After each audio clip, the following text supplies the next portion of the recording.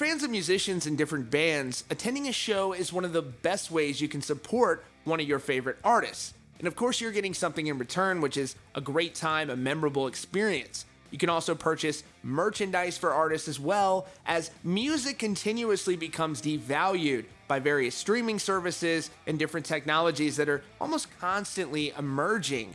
But according to a new explosive report from Billboard, some artists have allegedly been placing their tickets on pricey resale platforms before the tickets have even been going on sale. Now, the original intention was allegedly to curb resale attempts by bots and things like that, but in the end, the fans are certainly the only ones in that scenario that are likely punished. Here's more.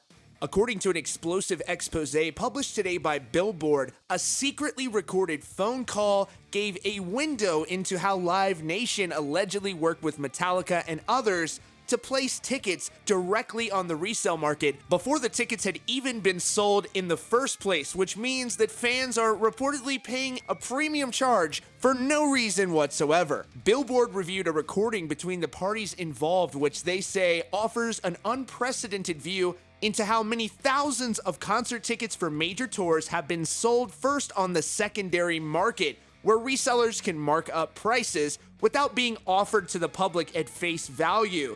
It also shows the extent to which the rise of online ticket sites has put pressure on artists and promoters to capture more of the profits resellers are making, and how Live Nation is uniquely positioned to help solve the problem as the owner of the world's biggest ticketing platform that even its rivals use. The Billboard report says that Metallica's publicist told them that they were working with a ticketing consultant by the name of Tony DiCosio, who they also report is an insider with Metallica. Live Nation added, it does not distribute tickets on any platform without an artist's explicit approval. So it seems that they are making it out to be as if Metallica specifically requested these tickets to appear on a resale site. Now, this report claims that DiCosio is far from an unknown to the Metallica camp and that he is more like family to the band, and actually previously was employed by Q Prime Management as a manager. They have sources that say that he even travels with Metallica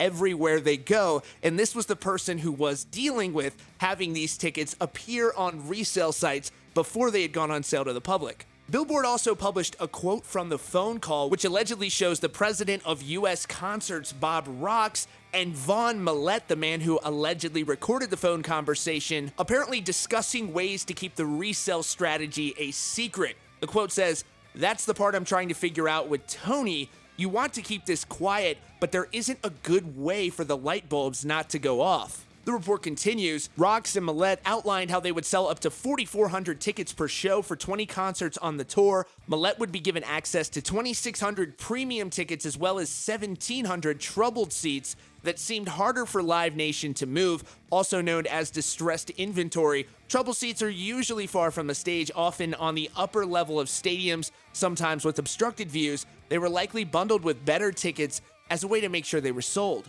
A source told Billboard that the consultant involved in the resale strategy, placing those tickets that hadn't been sold on those resale sites, is indeed like family, and quote, "If there's 5 seats on the jet flying home, it's the band and Tony." That gives you an idea of how close he is with the band. So at this point, the publicist for Metallica has responded to that Billboard report, though we haven't heard any response from Metallica, and Metallica has certainly faced criticism in the past for basically appearing to squeeze every dollar out of everything they can from fans. That was something that they faced back in the days of Napster when they filed suit against Napster, but I personally believe that Metallica at that time was in the right historically. I think that history did prove them correct. But if they were in fact going to these resale platforms and not even giving fans the chance to buy the tickets originally and them having to pay a surcharge, that is very, very wrong,